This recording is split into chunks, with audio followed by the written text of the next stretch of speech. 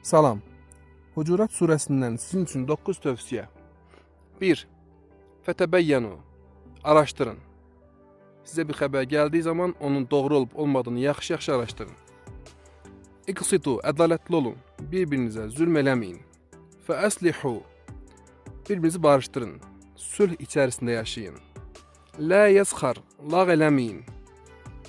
İltəmizu. Tənə eləməyin. Bir-birinizi qınamayın. Lə tənəbəzu bil-əlqab.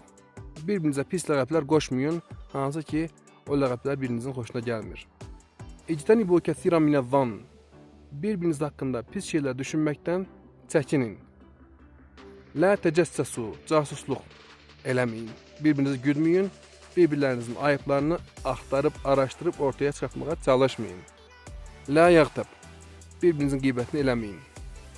Özünüzə yaxşı baxın.